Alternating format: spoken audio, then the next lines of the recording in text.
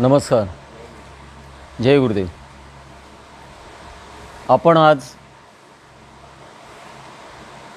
गुरु शिष्य या संदर्भातीलच एक कथा ऐकूया आणि त्यामधून आपण तो सार घेऊया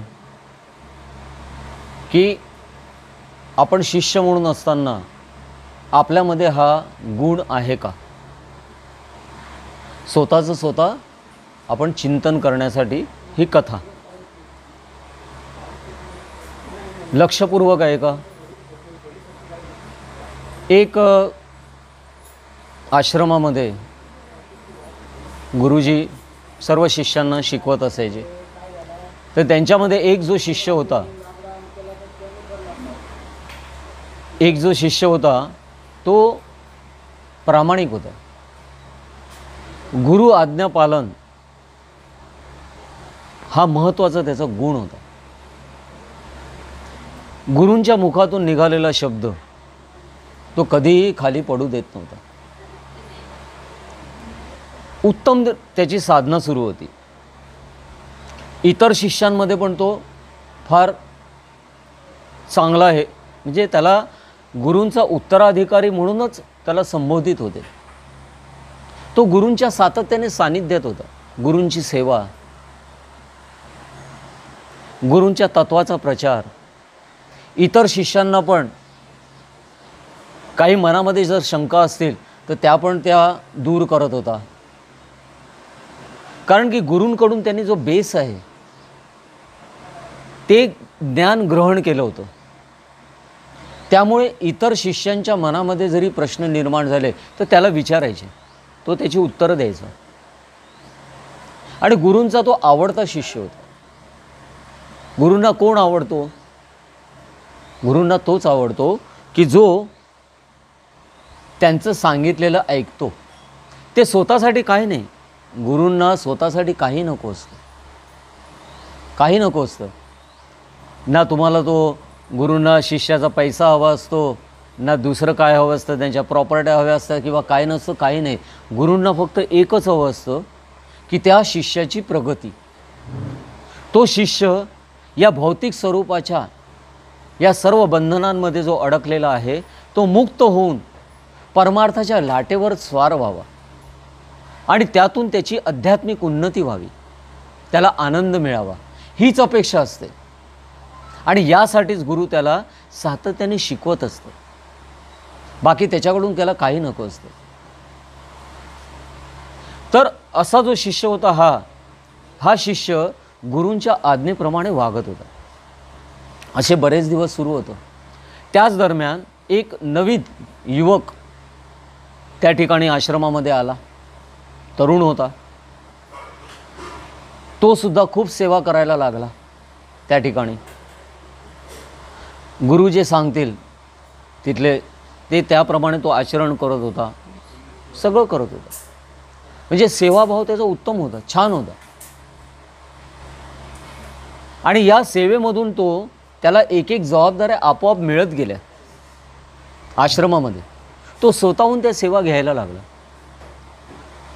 आणि असं करता करता करता थोड्या दिवसातच तो आश्रमामध्ये चांगल्या स्थितीपर्यंत पोहोचला. म्हणजे भरपूर सेवा त्याच्याकडे, चांगलं हे. पण त्याच्या मनामध्ये आहे ना अजून जो भाव पाहिजे ना तेवढा भाव नव्हता. आणि तो भाव तेवढा न झाल्यामुळे काय झालं की हा जो शिष्य होता पहिला, जे सर्व शिष्य त्याला विचारायचे प्रश्न किंवा गुरुसुद्धा त्याला सेवा द्यायच्या, गुरु त्याला जवळ ठेवायचे, तर त्याच्या मनामध्ये कुठेतरी असूया निर्माण व्हायला लागली. त्याच्याबद्दल द्वेष थोडासा निर्माण व्हायला लागला की मी एवढं करतोय, मी एवढी सेवा करतोय, मी हे करतोय आणि तरी यालाच का करतात. गुरूंच्या हे लक्षात आलं. त्यांनी काय केलं, त्यांनी त्याला शिकवण्यासाठी, कारण की हा चांगला आहे, याचा सेवाभाव चांगला आहे, जर याचा हा स्वभाव दोष जर गेला तर हा चांगली प्रगती करू शकेल. मग त्यांनी काय केलं, पहिला जो शिष्य होता त्याला सर्व सेवेंमधून मुक्त करून टाकलं, त्याच्या सर्व सेवा काढून टाकल्या आणि त्याला आश्रमातली पाकराधना कक्ष म्हणजे जिथे भोजन कक्ष म्हणतात त्या भोजन कक्षामध्ये त्याला सेवा दिली की आता तू कुठलीही सेवा करायची नाही, तू फक्त भोजन कक्षामध्ये सेवा करायची. तो बोलला आज्ञा. भोजन कक्षामध्ये गेला आणि तिथे त्यांनी स्वतःच्या बुद्धीचा वापर करून चांगलं तिथे हे करून ते जेवण करताना पण खूप चांगल्या पद्धतीने हे करून तो तयार करायला लागला. जे उत्तम आहे ते उत्तम तो तिथे द्यायला लागला. तो सात्विक होता. त्यामुळे काय व्हायला झालं माहिती आहे का, ते जेवणसुद्धा रुचकर व्हायला लागलं, छान व्हायला लागलं. म्हणजे आधी पण तिथे जेवण होत होतं पण त्यापेक्षा पण तेच जेवण पण उत्तम व्हायला लागलं. तिथे जे आश्रमातले जे सर्व शिष्य होते ते त्याची स्तुती करायला लागले. गुरूंनासुद्धा ते जेवण आवडलं. अरे वा, इतकं छान. तर अशा पद्धतीने गुरूंनी शिष्यांनी त्याचा स्तुती केल्यानंतर हा जो दुसरा शिष्य होता त्याला त्याच्यात पण त्याचा द्वेष यायला लागला की अरे याच्याकडे काहीच सेवा नाही, मी तो अख्खा आश्रम सांभाळतो, मी हे सांभाळतो, मी ते सांभाळतो, मी हे करतो, मी ते करतो, मी ते करतो. हां, माझी कोणी स्तुती नाही करत. मात्र हा नुसता आता काहीच सेवा नाही आहे, दिवसभर नुसता भोजन कक्षामध्ये असतो तरीसुद्धा एवढं हे करतात. त्याच्या मनामध्ये द्वेष निर्माण झाला त्याच्याबद्दल आणि त्या द्वेषापोटी त्याने गुरूंना त्याच्याबद्दल सांगायला सुरुवात केली आणि गुरूंनी तेव्हा त्याला थांबवलं आणि त्याला सांगितलं, तुझी प्रगती व्हावी, तू याच्यातनं शिकावा म्हणून त्याला मी ती सेवा दिली आणि तो उत्तमरित्या केली म्हणून आज त्याची स्तुती होते. तू यातनं सुद्धा काही शिकला नाहीस. तू यातनं काय शिकायला पाहिजे होता की गुरु आज्ञापालन ही सर्वोत्तम सेवा आहे. गुरूंनी जी आज्ञा दिली त्या आज्ञेवर आपलं संपूर्णपणे त्याला समर्पित करणं ही सेवा आहे. त्याला ती सेवा सांगितल्यानंतर त्यांनी सगळ्या सेवा सोडून दिल्या आणि ती सेवा तो करायला लागला प्रामाणिक. तुला या सगळ्या सेवा दिल्या पण या सेवेमधून तू नम्र होण्यापेक्षा तुझ्यामध्ये अहंकार वाढला आणि या अहंकारापोटी तुझ्यामध्ये द्वेष निर्माण झाला आणि या द्वेषापोटी आज तुझी प्रगती होत नाही आहे, तुझी अधोगती होत आहे. आणि असं त्याला भरपूर समजवलं आणि तेव्हा त्या शिष्याच्या लक्षात आलं की नाही, मी चुकलो आणि त्यानंतर त्याच्यामध्ये बदल झाला. त्यांनी तो स्वतः त्याचा जो स्वभाव होता तो स्वभाव बदलला. म्हणतो ना, स्वभावाला औषध नसतं असं म्हणतात, पण स्वभावाला औषध असतंच. ते प्रसंग माणसाच्या आयुष्यामध्ये जेव्हा प्रसंग येतात ना, कितीही स्वभाव असो त्याचा, तो स्वभाव बदलतो प्रसंग. तर तसा या शिष्याच्या जीवनामध्ये हा प्रसंग घडला आणि त्याचं आयुष्य बदललं, त्याचा स्वभाव दोष बदलला गेला आणि त्यानंतर त्याची प्रगती झाली. त्यानंतर तो शिष्य पहिल्या शिष्याबद्दल कधी त्याच्या मनामध्ये मग असूया निर्माण झाली नाही. तो सुद्धा गुरूंना सांगितलं की मी आता पाकराधना कक्षामध्ये जातो आणि तिथे सेवा करतो, म्हणजे काय आहे, मला तो आनंद मिळू द्या. आणि गुरूंनी त्याला क्षमा केली, त्याच्यावर कृपा केली आणि गुरुकृपा झाल्याबरोबर त्याला ते ज्ञान प्राप्त झालं. म्हणण्याचा अर्थ काय, या फक्त गोष्टी नाही आहे, या गोष्टी नाही आहेत, याच्यातनं सार आहे की आपण पण कुठल्या तरी गुरूंच्या माध्यमाखाली त्यांच्या मार्गदर्शनानुसार आपण साधना करत असतो.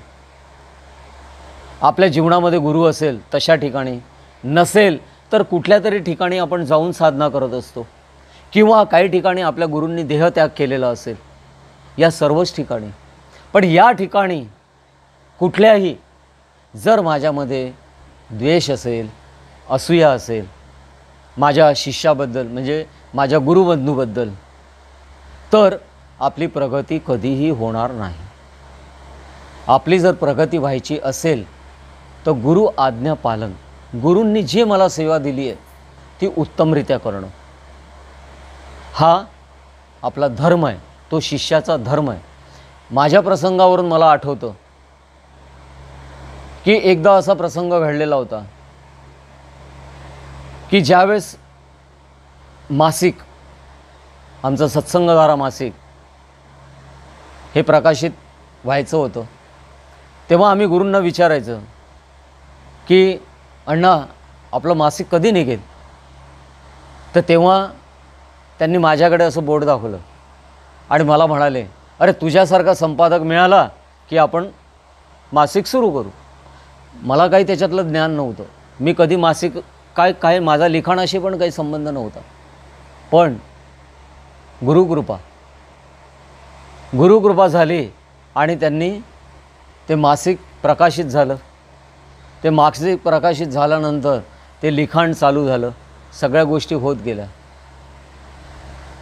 आणि मासिकाची भरभराट होत गेली सर्वत्र. एकदा असाच प्रसंग घडलेला होता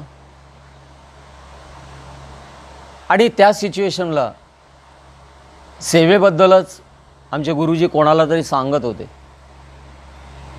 तर तेव्हा ते म्हणाले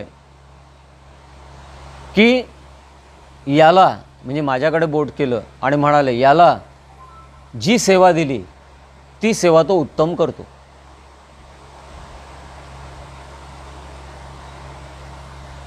म्हणजे आता हा संपादक आहे, तर संपादकाची जी आहे सेवा ती तो उत्तमरित्या करतोय. पण उद्या जर याला सांगितलं की संडास बाथरूम साफ करायचे, तर ती सुद्धा तो उत्तमरित्या करेल. का? तर आज्ञापालन. सेवा ही कुठलीही कनिष्ठ नसते किंवा श्रेष्ठ नसते. गुरूंच्या मुखातून निघालेलं, गुरूंचं जे काही आहे, जे काही आपण कार्य करतो ते श्रेष्ठच आहे. मग ती चप्पल उचलण्यापासून असो की आतमध्ये मंदिरामध्ये सद्गुरूंची पूजा असो, या सर्व सेवा श्रेष्ठच आहे. या सर्व सेवा करत असताना महत्त्वाचा आहे तो आपला भाव, नम्रता. ही जर माझ्यामध्ये असेल तर मी कुठलीही केलेली सेवा सद्गुरूंपर्यंत समर्पित होते. जर माझ्यामध्ये तो भाव नसेल, नम्रता नसेल, तर मग त्यावेळेस काय होतं, मी केलेली कुठलीही सेवा सद्गुरूंपर्यंत रुजू होत नाही. मग ती मी आतमध्ये जाऊन सद्गुरूंची केलेली पूजा असो किंवा काही असो, तिथे महत्त्वाचा राहतो तो आपला भाव, समर्पण, सद्गुरूंबद्दल असलेली शरणागती.